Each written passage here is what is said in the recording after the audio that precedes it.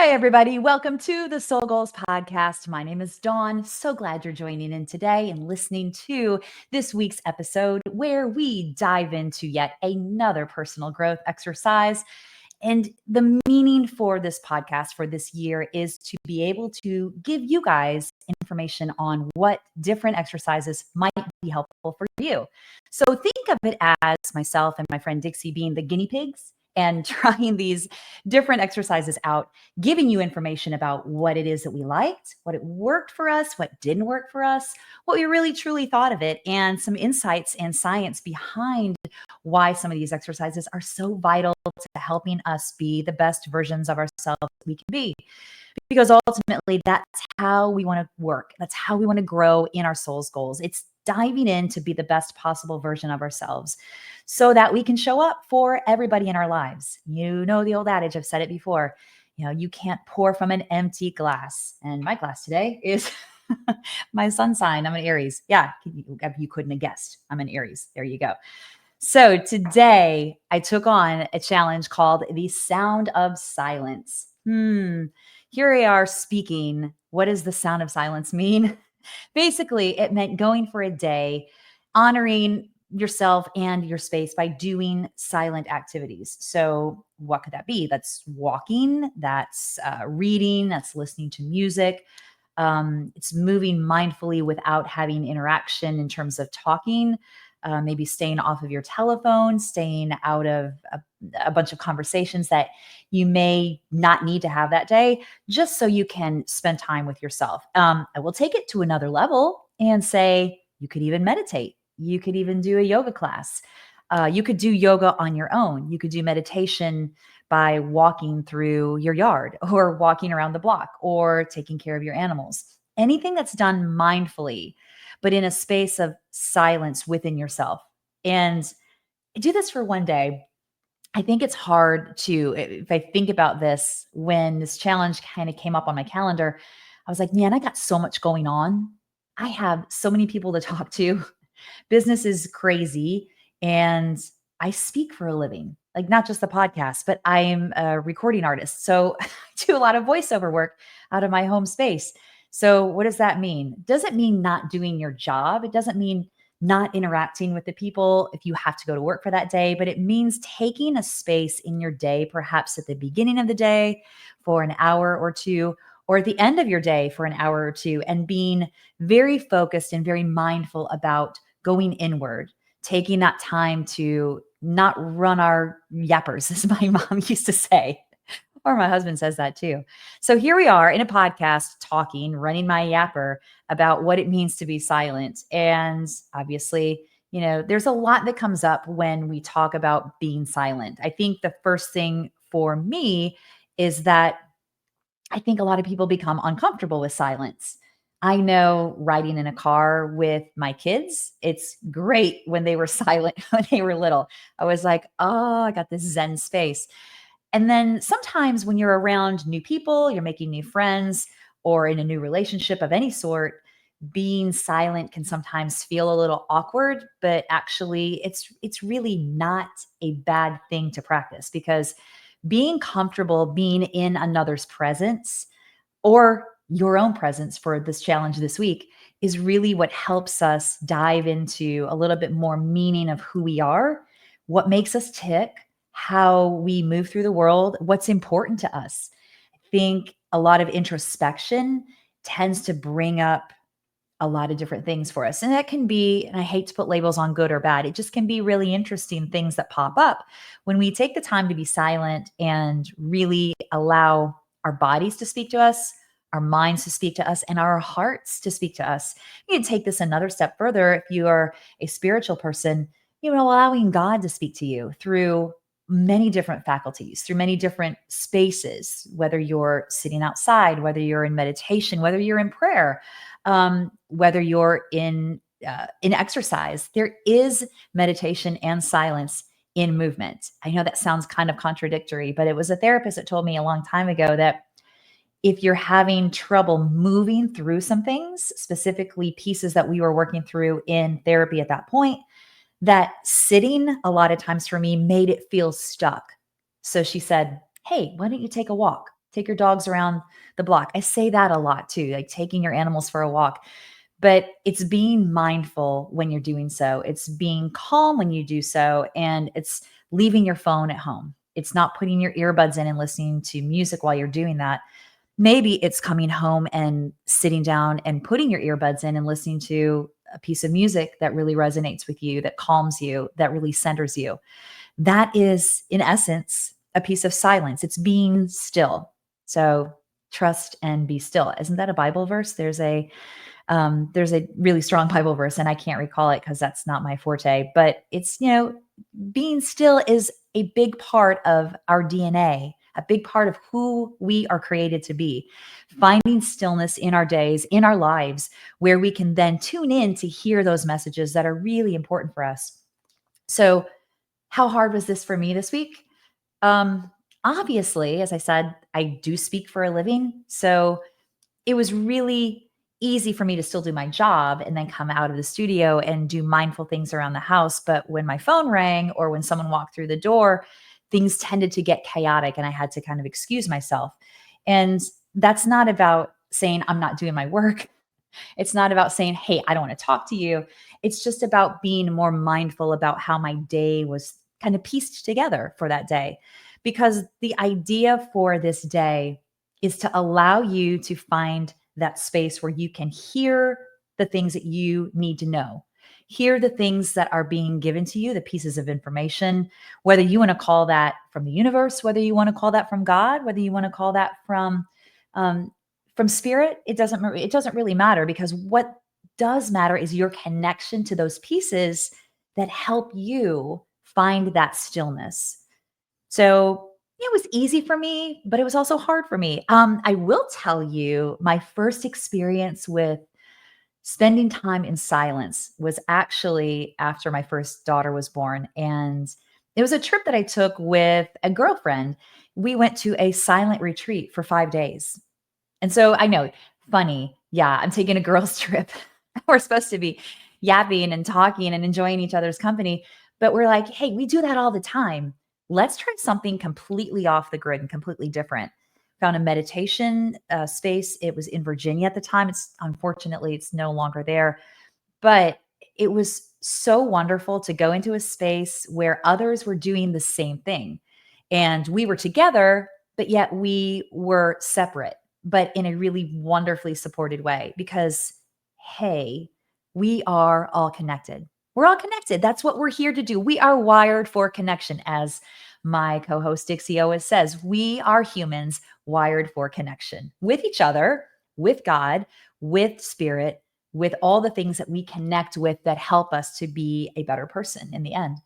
So I want to tell you that so many different things came up for me during that beautiful 5 day process that were hard. Okay. And I say beautiful, but they were challenging because there were things that I had stuffed away that needed to come out. There were messages, if you will, that when I got still, I was able to dive into and really hear, like, things about myself that I needed to know on a deeper level about how I articulate, how I move through the world, how I react. And so many times when we think about getting still or getting silent, we think that that's a slowdown mechanism, which it is ultimately. But I think a lot of fear, and this comes from one of my former personal training clients, was that if I slow down, then I don't get anything done. But my experience has been absolutely contradictory to that. It's been on the contrary, where if I find space to slow down, if I find space to be introspective and I find space to be still, even for just a few moments of the day, a few minutes of the day, whether that's in meditation, whether that's in prayer, whether that's in mindful movement, that sound of silence, right? If I find those spaces, inevitably, when I am faced with challenges, when I am faced with a lot of external stimuli coming at me, my kids, my job, my husband's job, traffic, which today was crazy. So yeah, practicing that mindfully. Check in with me about how that went. It was a hard day, but I digress. my bottom line here is that when we find the silence and we find the stillness, it makes those harder situations a little more tolerable. And for me, that's a big piece because I tend to run pretty hot in terms of hot headed. I am an Aries, like I said earlier. I tend to be pretty impatient. I tend to be pretty intense. And for me, stillness is really, really helpful in my life and in my space to be able to allow me to be more full and to be more present when things are going crazy, when things are hectic, when things are chaotic. So there you go, my experience. I'm going to tell you when we came back from that 5 days of silence, my world was rocked. And in a really interesting way, because when you are in a space like we were in a cocoon basically for 5 days, and then we are reinserted into an airport and an airplane, and then home with my baby who was just a few months old, and all that goes along with that, and the sound of my dogs and the sound of everything going on around me, it was a little bit overwhelming. Yeah. So a little bit overwhelming, but the balance had to be brought back to the center. So, like anything, moderation is key. When you take your pendulum all the way over to one side, it's going to swing all the way back over to the other side because that's just the nature of physics, as my husband was talking about physics last night. But the idea is we want to try to find the middle ground in anything that you do. Moderation is key. So, the sound of silence for this week, finding a little bit of space in each day, maybe one day specifically, if you can do it a little bit more than another day. It's a really wonderful exercise in patience, in attuning to what it is that you need to know more about yourself. Because when we know more, we have more information. And then when we have more information about how we tick, that's how we can learn about working our relationships in a way that is respectful, that is kind, that is wonderful for everyone involved. And I say that from a place of experience because it's hard to articulate relationships from a 50-50 standpoint because there's a lot of times your partner may be at 80% when you're at 20%, or vice versa. Let's flip that around. So, knowing what it is that your triggers are, knowing what it is that helps you articulate yourself and your feelings more respectfully, more calmly, and in um, a more gentle manner that allows the conversation to be mutual between and respectful between the relationship in the relationship you're speaking of, whether it's your children, right? Whether it's your parents, whether it's your spouse, whether it's your coworker. So it's introspection 101, going silent. Yeah, yeah, yeah. Okay. Hard for me because of all the things, but let's just talk about the science behind it and the opportunities that this brings up. There are so many scientific things that being silent can do for you. And let me go through them. The brain is a big piece. The brain is your master center for your body and for your life. It reduces mental clutter. So silence gives that brain a break, right? We constantly are stimulated. We have so much coming at us nonstop. I know I do, and I'm pretty sure that everyone listening does as well. So it helps to kind of declutter your processes and give you a little bit more clarity in your thoughts on a regular basis. Also, it boosts your creativity and your problem solving. And who doesn't need to know a little bit better about problem solving? I know I do. Yep. It's also linked to daydreaming, introspection, and creative thinking. It's good. It's good to have those things. That daydreaming piece is really a good piece. I know a lot of people would say, daydreaming, that's not really what I need to be doing. I don't need to be zoning out, but absolutely times in your life when zoning out is not a bad thing, right? It's about calming, it's about centering. And if that looks like daydreaming, so be it, right? It's introspection. And it also creates that creative thinking loop that helps us be more productive in everything that we do. It improves your focus and your attention. How about that?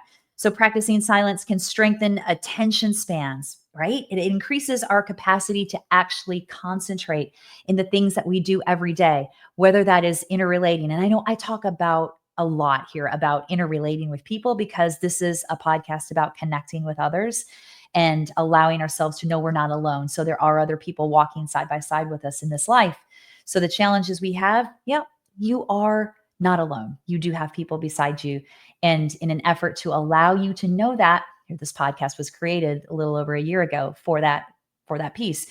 But I'm letting you know that it increases that capacity to concentrate, strengthening those attention spans for you to be able to be more available, more present in your job, in the things that you do on a regular basis. Golly, how about this one? Who doesn't want this one? Decreasing stress and anxiety. So, silence actually calms the amygdala. That's the brain's fear center. It reduces that emotional reactivity. I was talking a little bit ago about reaction, right? How we react in our relationships when we're triggered specifically. So it creates this sense of inner peace. If we do a silence practice on a fairly regular basis, it exercises that muscle, just like lifting weights would exercise your biceps or your quads.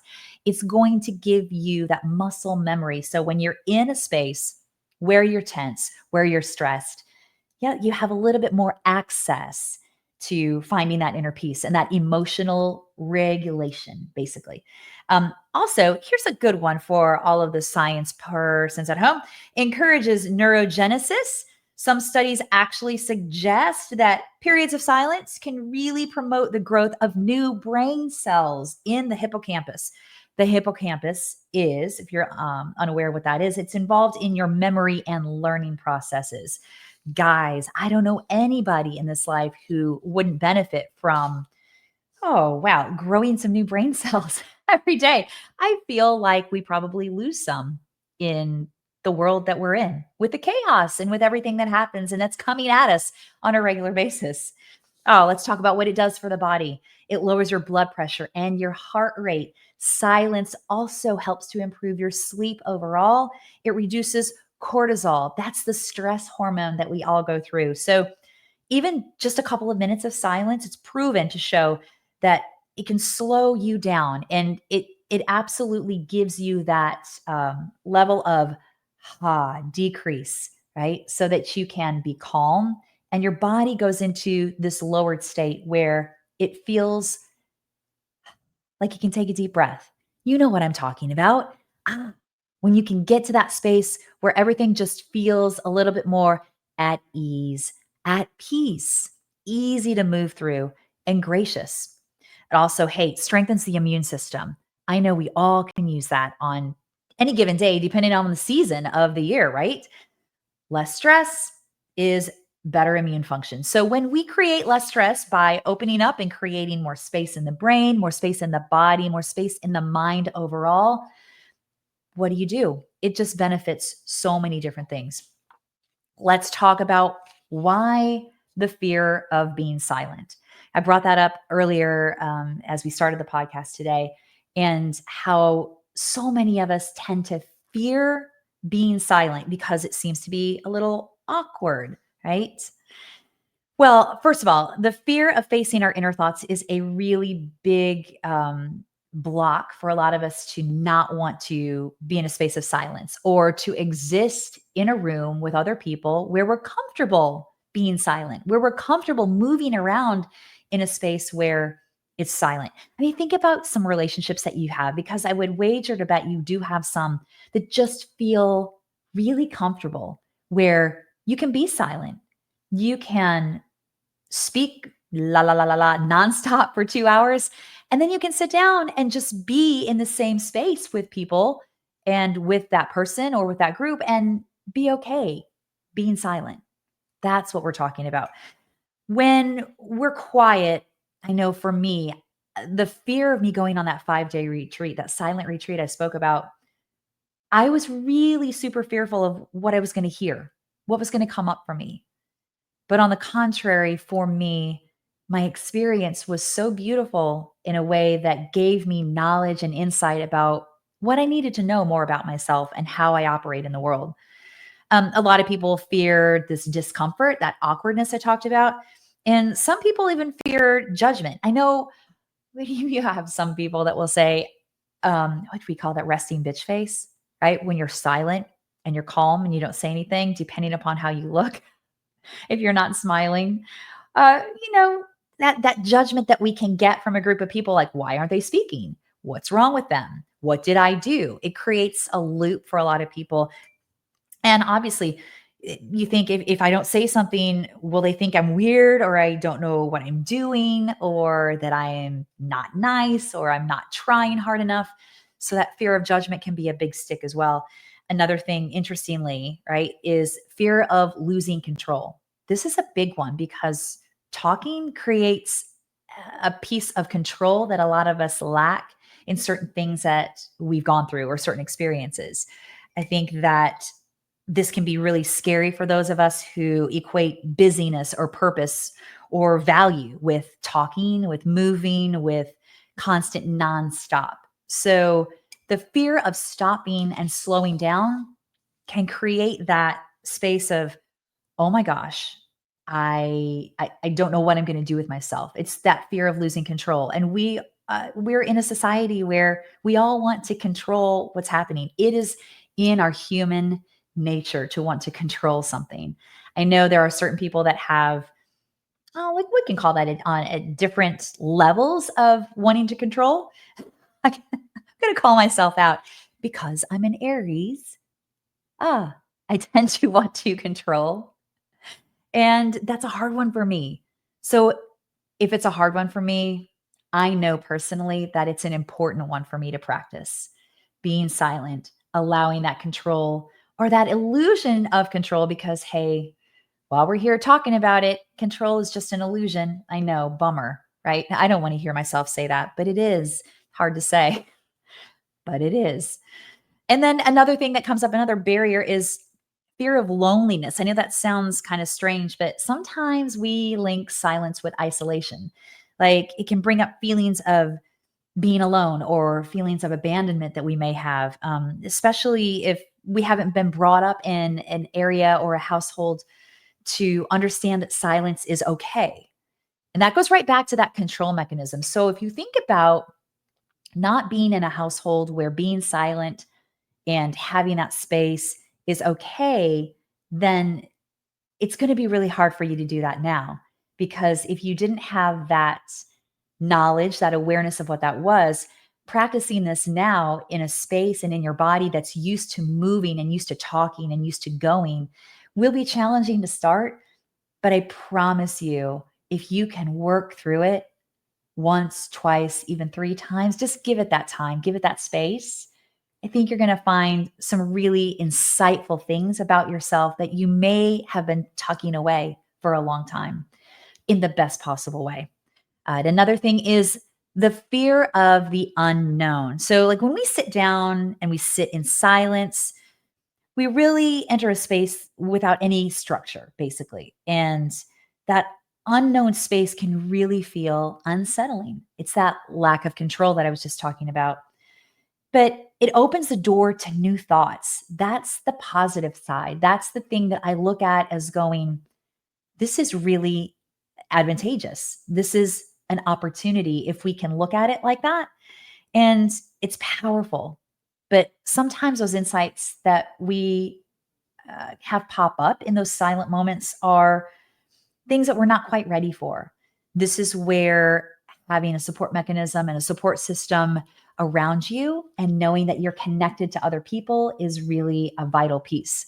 So that if things pop up for you that are a little bit bigger, that you're not really quite sure about, you can talk to a therapist about, you can talk to a trusted individual about, a trusted family member about, you can seek out the assistance you need to be able to process that piece. And I'm just going to tell you, our life is too short to be heavy and burdened with the things that we tuck away and the things that we carry and hold on to for fear of what we would be if we let them go. I'll say it again. Life is too short for us to hold on to things that we have tucked away for fear of letting them go, for fear of what's going to happen, and for the fear of the space that we can ultimately live in freedom and not in that mental bondage that we tend to keep ourselves in. It's about those experiences that we may have had throughout the different chapters of our life that we have written down, that we have turned the page on, but that may need a little bit more introspection, because growing in ourself and growing in our soul's goals, which this is what we're talking about, growing in your soul to be the best version of yourself, to show up for those around you in the best possible way, can sometimes mean having to untuck, open up the drawer, and pull out those old pieces of clothing that we may have tucked away, not knowing that we needed to discuss them, look them over, maybe pass it along to another person that can trustedly hold it and help us process that. But I'm here to tell you that when you can safely unpack some of those things, and when you can find that space inside of yourself, you can find a reframing of your experience in a wonderful, positive way that opens up even just a little space in your life. And when we open space, we open opportunity. And when we open opportunity, we open up so much more in our world, not just for our personal work and our personal life, but for those around us. Because there's more than enough for all of us. It's not just about us, but it's about starting with us. It's about starting with you, because you're worth it. Yeah, and you matter. So let's talk about what the good things are. The flip side of those blocks of why being silent might be a little daunting for us. Just talked about it. It's healing, guys. It is healing, healing, healing on every level. It's also very grounding and very clarifying, very creative, but also deeply, deeply peaceful, deeply peaceful. And who doesn't want to be more peace filled? I know I do. I know also some of those places that I've untucked have been challenging. But I do tell you, and I can say that coming out on the other side of uncovering, unearthing, and letting go of those different things that have popped up for me, whether I've been in meditation, whether I've been in prayer, whether I've been in yoga, whether I've been in mindful movements, whether I've been in a therapy session, those things that come up for us are usually coming up for a divine right order. There's reasons for them. Trust your body, trust your mind, trust your soul to know that you have the ability to work through the things that you have stuffed away. And being silent isn't something that you may feel comfortable with, but if you can find just a little piece of silence, maybe in each of your days, maybe just a little bit each week, you're going to be super surprised about the peace that you can garner for your soul that then can extend out to all those in your life. Because when you are peaceful and you are filled with that grace and that gratitude, it's a ripple effect. It extends out far beyond what we can see. And that's what we're here to do, to connect with other people and being the best person that we can be, working through our stuff to be that space, to be that wholeness, and to be that gracious, loving individual that can then pour out of our bucket to our community and those that really need that boost. So, in closing, there you go. That's my soapbox for silence today. It's a good one, guys. I really encourage you to give it a shot this week. Try it out. Maybe a little bit before work, maybe a little bit after work, maybe sandwiched right in the middle of your day. Oh my gosh, maybe you can find a day where you say to your family, this is my day of silence from 12 noon to 4 p.m. This is what I'm practicing, or even longer. Who knows? It's up to you, though, right? You can do that, and you owe it to yourself to allow yourself to find the space, to be present, and allow those messages, those gifts, those beautiful things to come out of your soul, to know more about yourself, to heal, to be grounded, to find clarity, and to find deep inner peace. You deserve it, guys. I'm telling you, every one of us does. So until next time, guys, everyone has a story, we know, and every story matters. I would love to see you make your story count.